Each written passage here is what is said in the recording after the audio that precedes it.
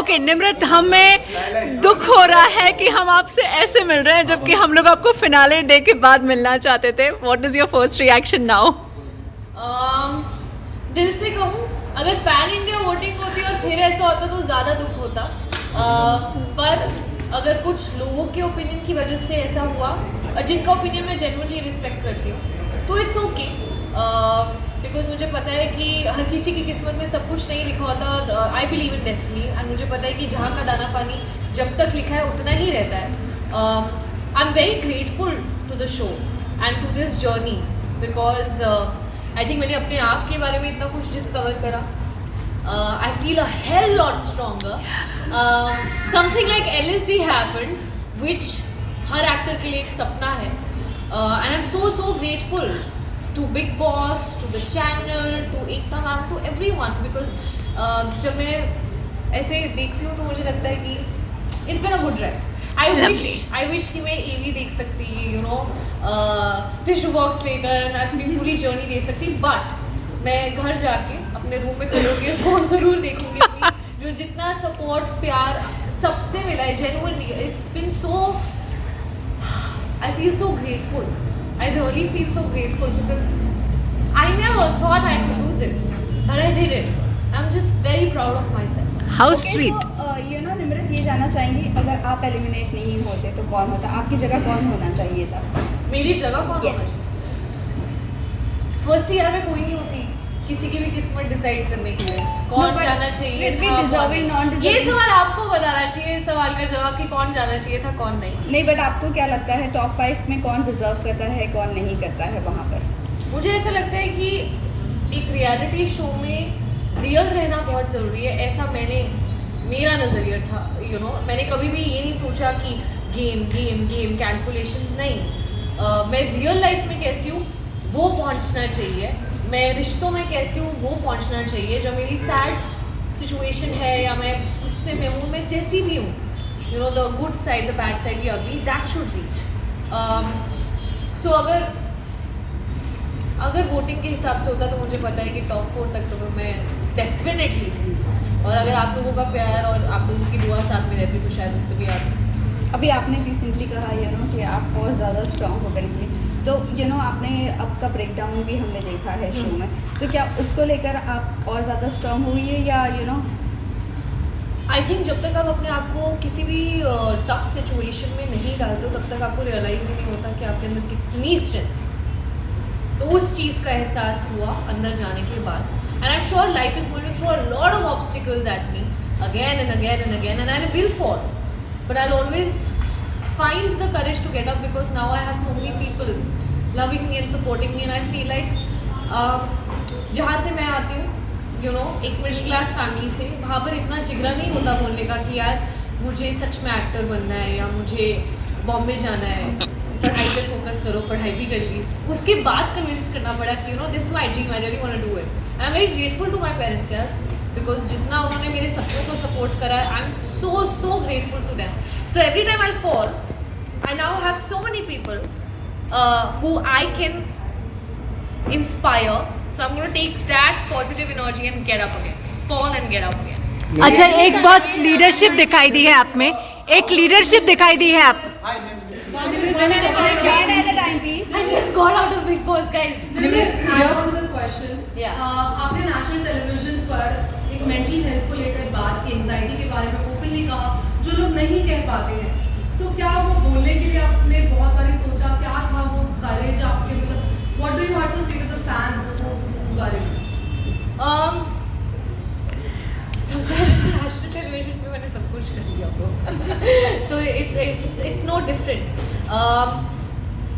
जब चीज़ें हुई या जब मेरा डायग्नोसिस भी हुआ, जब भी उतार चढ़ाव रहे, whether it was conversations, interviews, I have always been vocal about it. I haven't shied away from it. हमें बुखार होता है, हम मेडिसिन ले लेते हैं, हम ठीक हो जाते हैं. And it is something that we need to speak more about. And it is very important कि लोगों में एम्पैथी एक दूसरे के प्रति और बढ़े. कितने सारे ऐसे लोग होते हैं जिन्हें पता भी नहीं होता कि उनके साथ ये हो रहा है until it gets too extreme. And no, there was never a hesitation.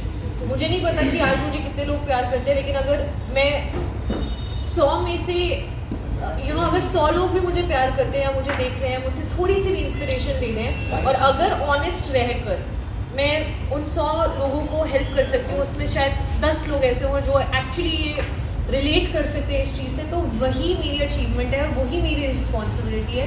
So there was never any qualms bro, मतलब है तो है ब्रो. निमृत, ये जानना चाहेंगे कि जब आप बिग बॉस में थी, पेरेंट्स वीक हुआ था, आपके पापा की भी एंट्री हुई थी. पापा का क्वेश्चन मैन.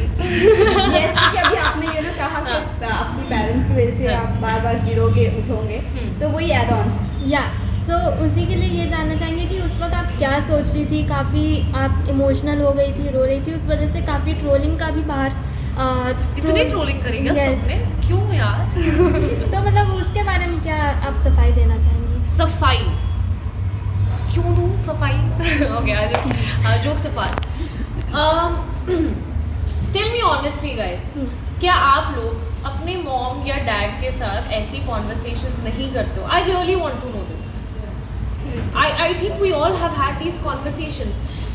हर फैमिली मेम्बर के आप, मतलब मुझे ऐसा लगता है कि पेरेंट्स और बच्चे का एक जो रिश्ता है वो सबसे प्योरेस्ट है. मतलब स्पाउसेस के अंदर भी उतना प्योरिटी नहीं रहता है जितना एक बच्चे और एक यू नो पेरेंट्स के बीच का एक वो रिश्ता होता है.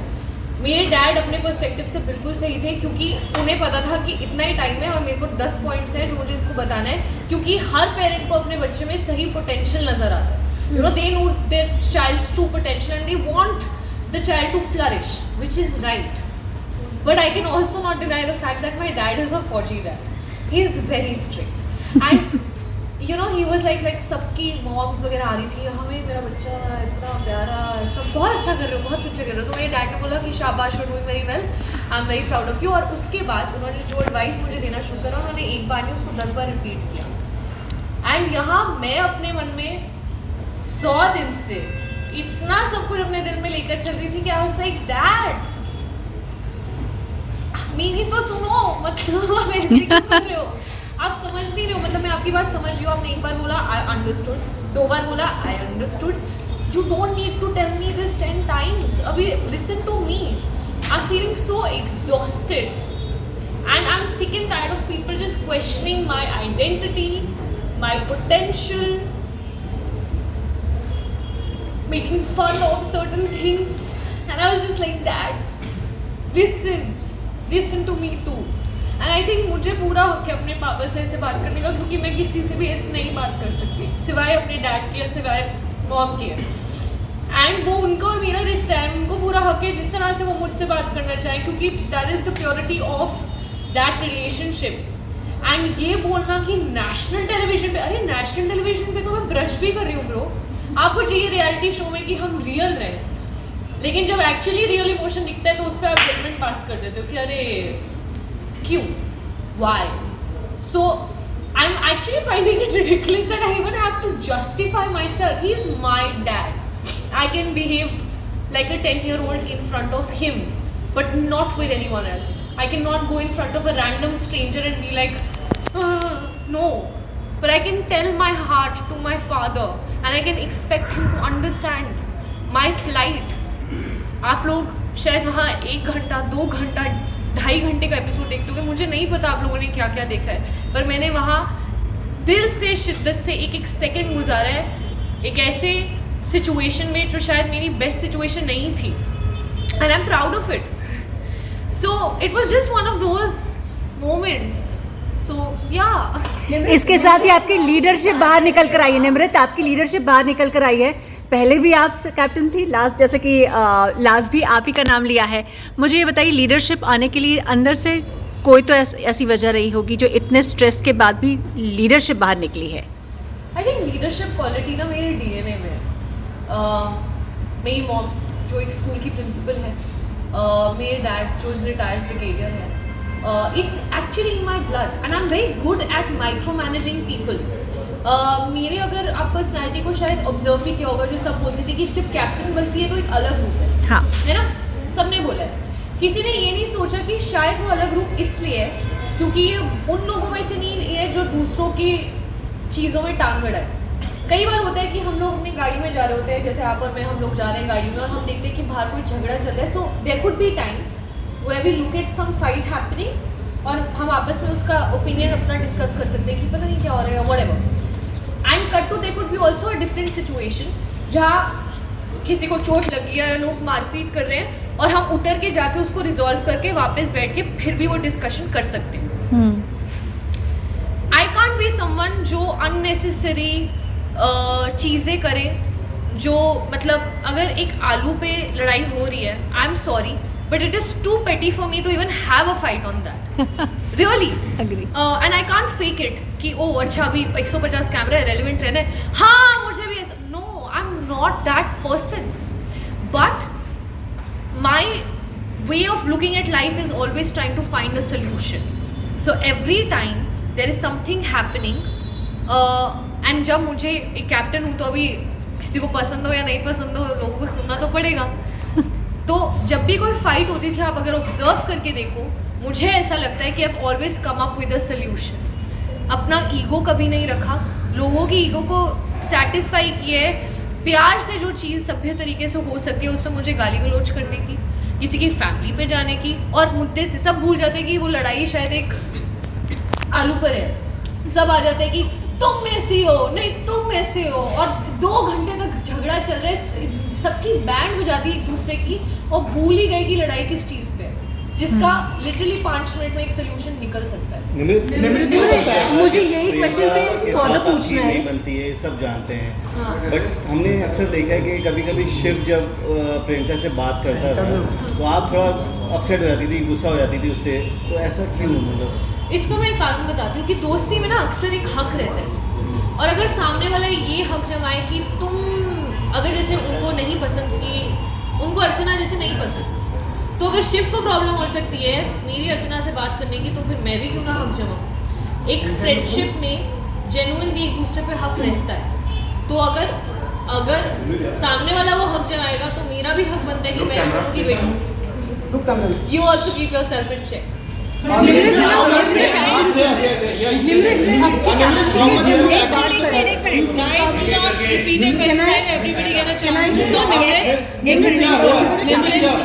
यू वर नॉट, आपके वो बिग बॉस ने कैप्टन बनाया दोनों बार, नॉट द घर वाले, तो डू यू थिंक कि उनको ये नहीं लगा कि यू आर फिट कैप्टन और बिग बॉस ने ही आपको बनाया था? It wasn't there votes and made you captain. Firstly, I want to remind you that captaincy never happened on both. And which are the 2 times that you are discussing about Big Boss making me the captain? The first week जब आप लोग, तो अभी first week की बात करते हैं सिर्फ। Yes, because- फर्स्ट वीक घर के अंदर घुसकर सबसे पहले बिग बॉस ने बोला था अगर आप घर के सारे सदस्यों को कन्विंस कर लेती हैं कि ये उनका कमरा रहेगा और ये उनकी ड्यूटीज रहेंगी तो आप बनेंगी कैप्टन, जिसके आई थिंक 2 या 3 दिन बाद मुझे फायर किया गया था। शालीन के साथ मेरा बाकायदा एक टास्क हुआ था जो मैंने जीता था, तो sorry but nobody served the captaincy to me on a platter.